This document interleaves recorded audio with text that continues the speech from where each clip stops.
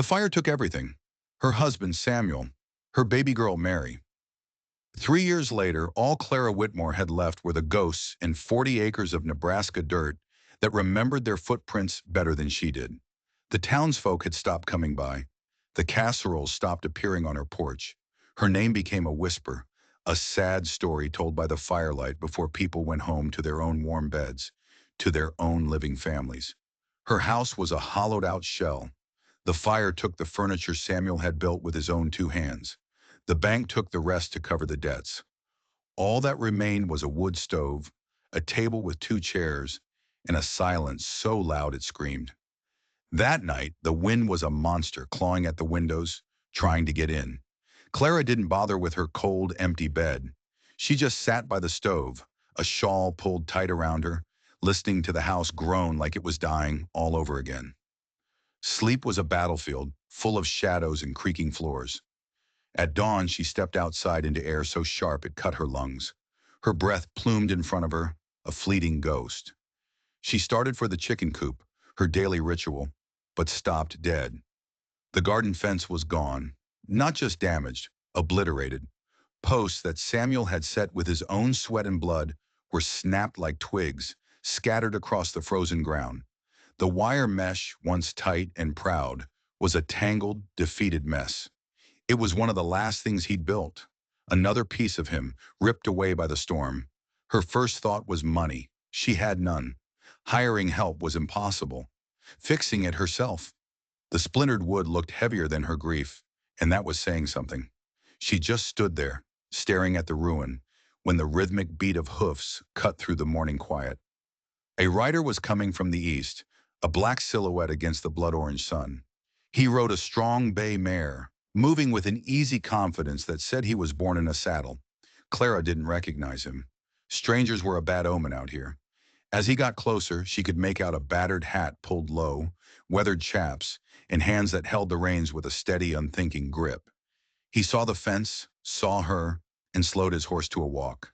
He swung down in one fluid motion, not a wasted movement in him. "Ma'am," he said, his voice a low rumble, like rocks grinding in a riverbed. He tipped his hat. "Looks like the storm had its way with your fence." Clara had to swallow before she could speak. "Yes, I'll have to get someone from town." The man didn't answer. He walked right up to a broken post, running a calloused hand over the splintered wood. He shook his head. "Dry rot," he muttered, almost to himself. "Wind just helped it along." He finally turned to face her, and she saw him clearly for the first time. He wasn't young, but he wasn't old either. Lines were carved around his eyes by years of sun and squinting at the horizon. Those eyes were gray, as quiet and cold as a winter sky. "I've got tool," he said, his gaze direct. "If you've got coffee." The offer was so blunt, so unexpected, it threw her. That's kind. But I couldn't."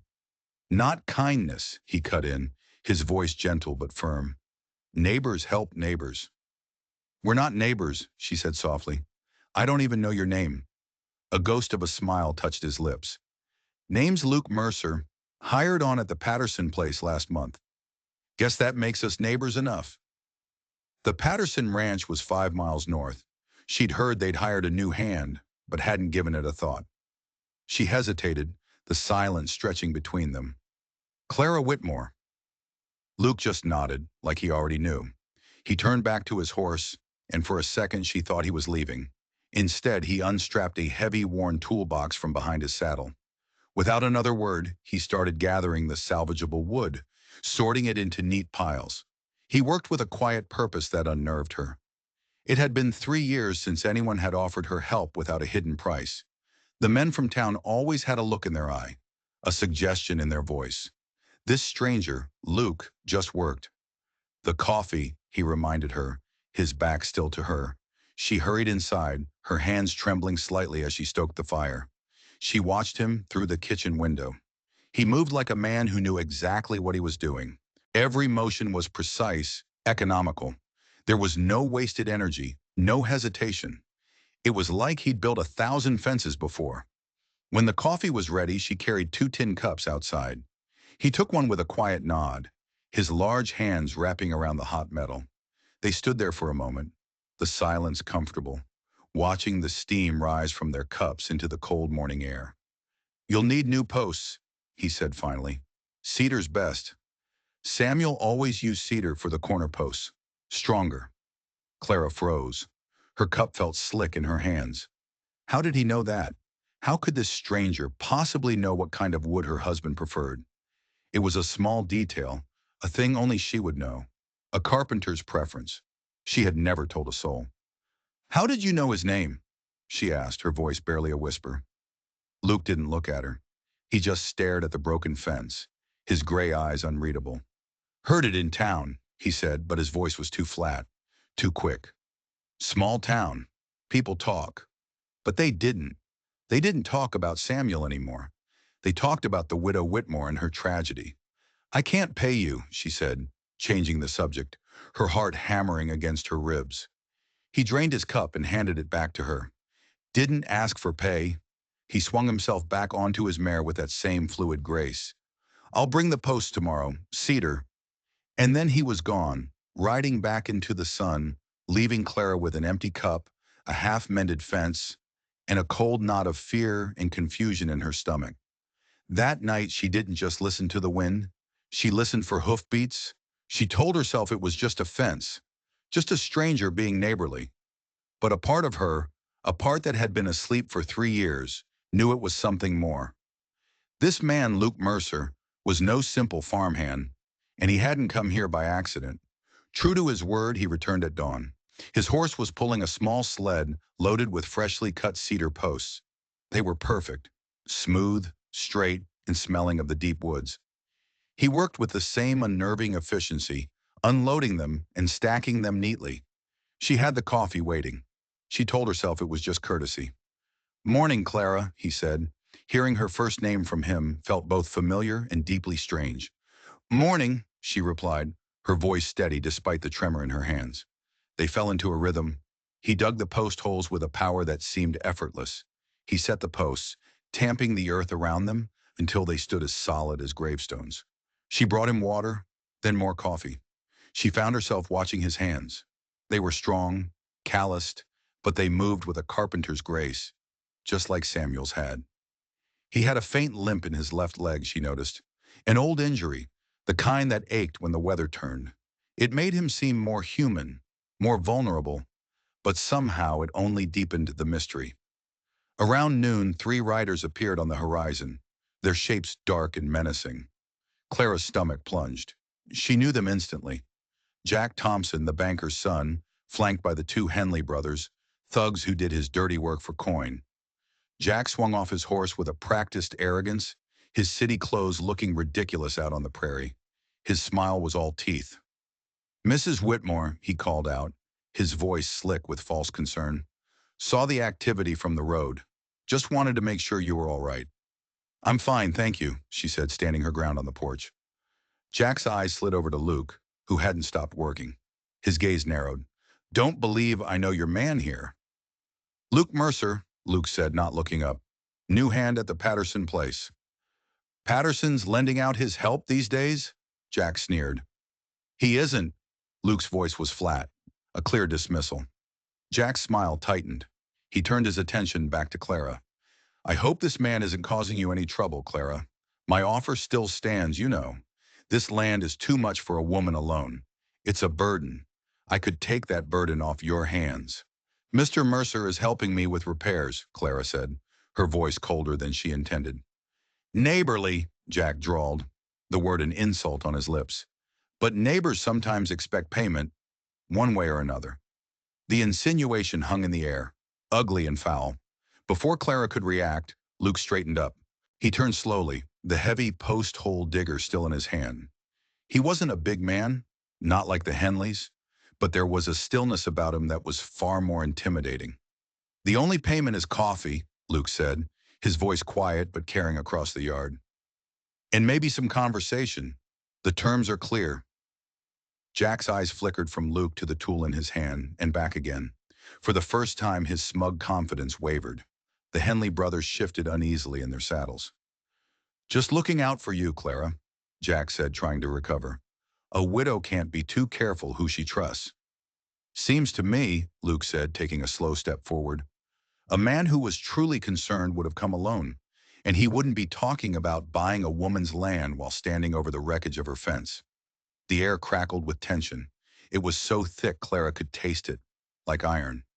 She found her voice. Thank you for your concern, gentlemen. As you can see, everything is under control. Jack held Luke's gaze for a long, hard second. Then he forced a laugh that didn't reach his eyes. Of course. Just being neighborly. He climbed back onto his horse. Think about my offer, Clara. It's more than fair. It won't last forever. They galloped away, kicking up a cloud of angry dust. Silence descended, broken only by the sound of Luke's shovel biting into the earth again. He bothers you often? Luke asked, his back to her. Often enough, she admitted. He thinks there's oil on this land, or maybe he just likes taking things that aren't his. Luke drove the shovel deep into the ground. Men like that, he said, his voice a low growl, they don't understand the word no. They usually have to be taught. There was something in his tone, a dark promise that sent a shiver down Clara's spine.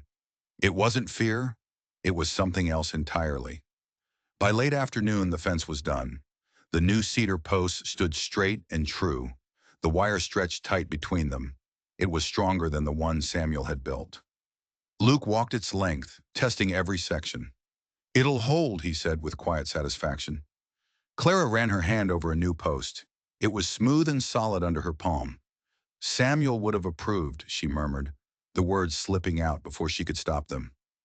Luke looked at her, his gray eyes softening for just a moment. He was a good carpenter. It wasn't a question.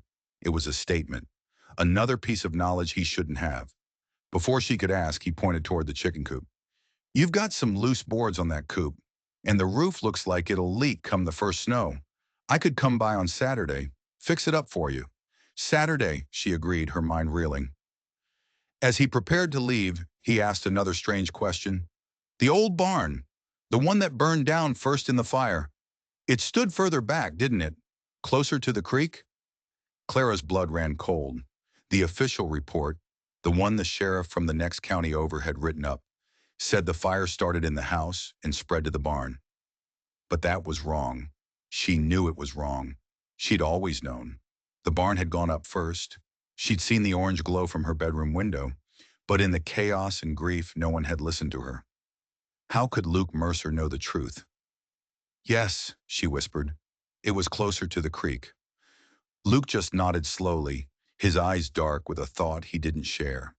He mounted his horse, touched the brim of his hat, and rode off, leaving her standing beside a fence that felt less like a barrier and more like the beginning of a war. She knew now with a certainty that chilled her to the bone, that this man was connected to her past, to Samuel, to the fire. He was here looking for something, and she was terrified he was going to find it. Saturday came with a sharp frost that glittered on the new fence wire like diamonds. Clara was up before the sun, her hands moving on their own, mixing biscuit dough. She made a double batch. Luke arrived with the first rays of sunlight, a sack of nails slung over his saddle. He didn't just fix things. He came prepared to build them right. Morning, he said, swinging down. Brought nails. A good repair needs good nails. Breakfast is ready, she found herself saying, and he followed her inside, removing his hat as he crossed the threshold. The kitchen felt different with him sitting at Samuel's table. It felt full. They ate in a comfortable quiet, the only sounds the clink of forks on plates and the crackle of the fire in the stove. After they ate, they went to the shed to get lumber for the coop. The shed was the one place that felt wholly Samuel's. His tools hung on the walls in perfect order. Stacks of wood, cured and ready, lined the back wall. Luke stopped in the doorway and let out a low whistle. Your husband was a master of his craft. He ran a hand over a stack of planed oak. He knew his wood. Then he looked at a set of carving tools hanging by the door. He was working on a cradle, wasn't he, when the baby came? Clara's breath hitched in her throat. She couldn't speak. She just nodded, her eyes burning with tears she refused to let fall. No one knew about the cradle. Samuel had been carving it in secret, a surprise for her. It had burned with everything else. Luke saw the look on her face, and his expression softened. "I'm sorry," he said, his voice gentle. "I shouldn't have." "Who are you?" she finally asked, the question exploding out of her. "Who are you, really?"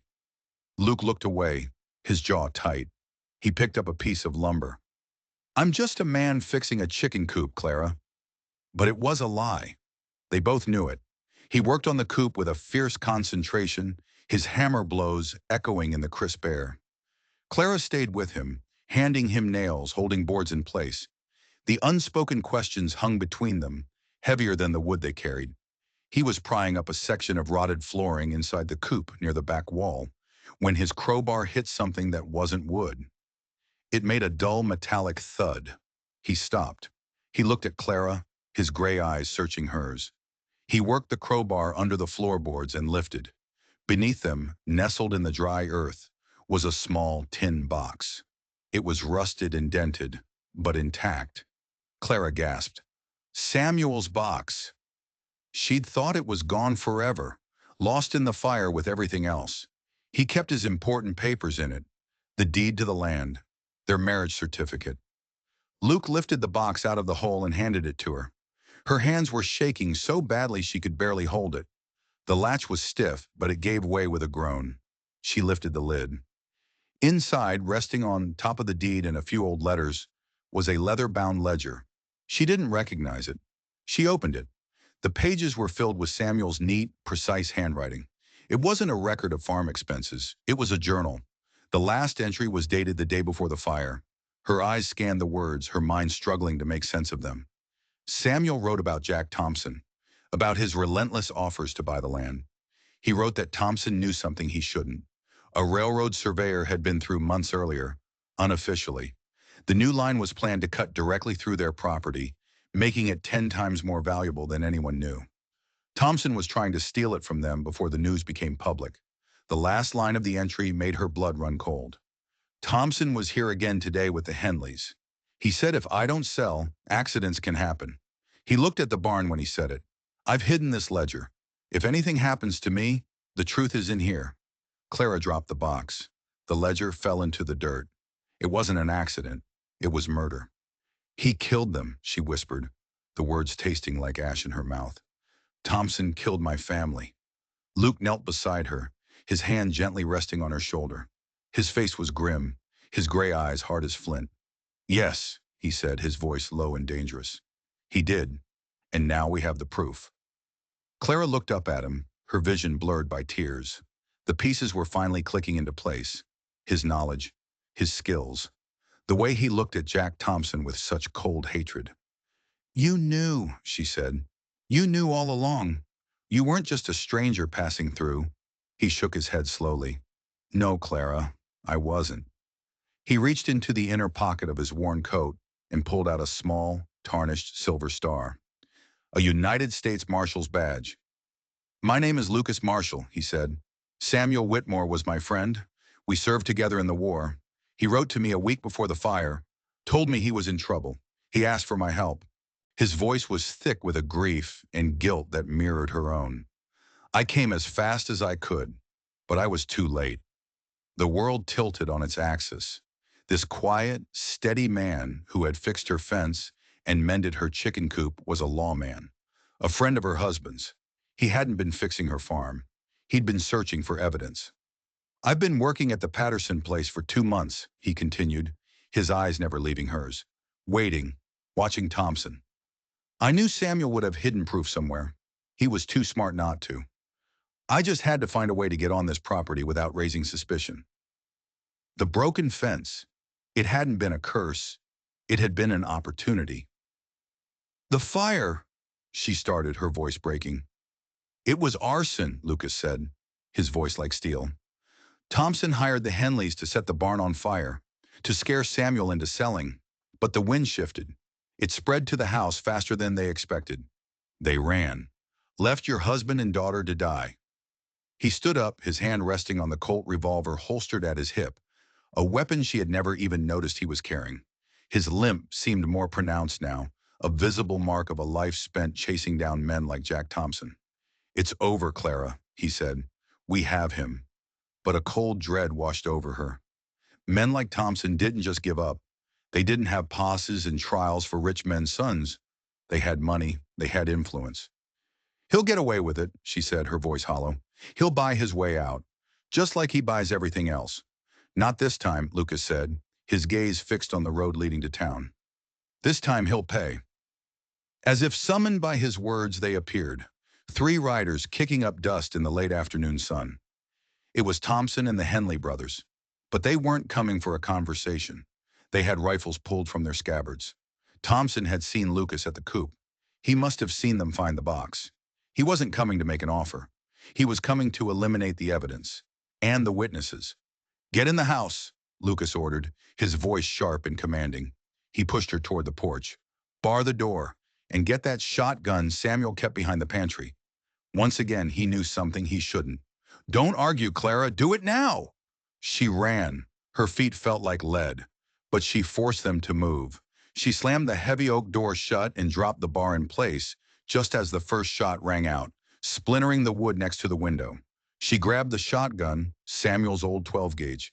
It was heavy, cold in her trembling hands. She peeked through the curtain. Lucas was gone. He had vanished. The yard was empty. Thompson and the Henleys were dismounting, spreading out, using the new fence for cover. They were advancing on the house, their rifles ready. Come on out, Whitmore, Thompson yelled. You and your hired man. Give us the box and we might let the lady live. It was a lie.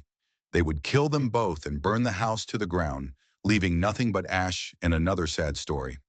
Another shot slammed into the house. Clara flinched, dropping to the floor. She was trapped. She was going to die here, in the same place her family had died. The cold despair was paralyzing. Then she heard a sound, not from outside, from inside, from the root cellar. The cellar door in the corner of the kitchen creaked open. Lucas Marshall emerged from the darkness, dirt on his face but his gray eyes burning with a cold fire. There's a tunnel, he whispered, pointing back toward the cellar. Goes from here to the old well behind the shed. Samuel told me about it in his letter. A precaution? Get going. What about you? She whispered back. I'm going to finish what I started 3 years ago, he said. He handed her a box of shotgun shells. When you get to the well, fire one shot into the air. The sheriff from the next county is waiting a mile down the road. He and his posse will hear it. That's the signal. He had planned for this. All of it. Go, Clara. For Samuel. For Mary. The names were a fire in her soul. She nodded, her fear replaced by a raw, burning anger. She scrambled into the cellar and down into the dark, damp tunnel. It smelled of earth and roots. She could hear the muffled shouts and gunshots from above as she crawled through the darkness. She reached the end of the tunnel, pushing open the rotted boards that covered the dry well. She climbed out behind the shed, gasping for the cold, clean air. She could see the house. One of the Henley brothers was trying to kick in the front door. The other was circling around back. Thompson was shouting orders, staying behind cover. She saw a flicker of movement by the chicken coop. It was Lucas. He was moving from cover to cover, a shadow in the twilight. He was hunting them. A shot rang out from the coop. One of the Henleys cried out and fell, clutching his leg. Clara knew what she had to do. She loaded the shotgun, the smooth, heavy shells feeling solid in her hand. She raised the barrel to the sky, took a deep breath, and pulled the trigger. The boom was deafening. It echoed across the plains, a roar of defiance and a call for justice. The sound shocked Thompson and the remaining Henley brother. They spun around, looking toward the shed. In that split second of distraction, Lucas made his move. He burst from behind the coop, his revolver firing twice in quick succession. The second Henley brother dropped his rifle and crumpled to the ground. Now it was just Thompson. He was panicked, fumbling to reload his rifle. He looked up and saw Lucas advancing on him, his face a mask of cold fury. It's over, Thompson, Lucas said, his voice calm, deadly. You can't prove anything, Thompson screamed, his voice cracking. It was an accident. The fire, it was an accident. He was confessing. Raving like a lunatic, he confessed to it all. Hiring the Henleys, the plan to scare Samuel, his greed for the land. From the distance, another sound began to grow. The thunder of hoofbeats, a dozen riders cresting the hill, the sheriff and his posse. Thompson saw them. His face went white with terror. He raised his rifle, a last, desperate act. But Lucas was faster. His Colt bucked in his hand one last time. Thompson staggered back, dropped his rifle, and fell into the dirt he had killed for. Silence. The posse rode into the yard, their guns drawn. The sheriff, a grizzled man with a kind face, dismounted and walked over to Lucas. "You all right, Marshal?" "I'm all right," Lucas said, holstering his pistol. He looked over at Clara, who was walking slowly out from behind the shed, the shotgun held loosely at her side. Their eyes met across the yard, a space that was no longer a battlefield, but a graveyard for old ghosts. It was finally over. The truth was out. Justice, delivered on the end of a gun, had finally come to the Whitmore farm. The sheriff took Thompson and the wounded Henleys into custody. The ledger was the proof they needed, the confession the nail in the coffin. The town would finally know the truth about the fire, about the good man they had lost, and about the banker's son who was nothing more than a murderer. Lucas stayed for a few more days. He helped Clara board up the bullet holes in her house. They didn't talk much, but the silence between them was different now. It was filled with a shared understanding, a shared grief. On the morning he was set to leave, he stood on her porch, his horse saddled and ready. "You'll be safe now," he said. "The land is yours. No one will bother you again." "Where will you go?" she asked, her voice quiet. "There are always other towns," he said, a sad smile on his face. "Always other men like Thompson." He put on his hat and turned to leave. "Lucas," she said, and he stopped. "Thank you for keeping your promise to him." He nodded, a lump in his throat. He was a good man, Clara. He deserved justice. He swung into his saddle and looked down at her. For a moment she saw not a lawman, but just a tired man who had carried the weight of a promise for 3 long years. "If you ever need anything," he said, "you tell Sheriff Miller. He'll know how to find me." Then he tipped his hat, turned his horse to the east and rode away, a solitary figure against the rising sun. Clara stood on the porch and watched him go until he was just a small dot on the horizon. The wind picked up, whipping a strand of hair across her face. But for the first time in 3 years, it didn't feel like a monster. It felt like a fresh start. The ghosts were gone, replaced by the quiet strength of new cedar posts and the memory of a good man who had come to settle a debt. The house was still quiet, but it was no longer empty. Justice doesn't always wear a badge or ride with a posse. Sometimes it shows up with a toolbox and asks for a cup of coffee. If you believe that promises should be kept and that the past always gets its due, hit that subscribe button and join us for more stories where the truth refuses to be buried.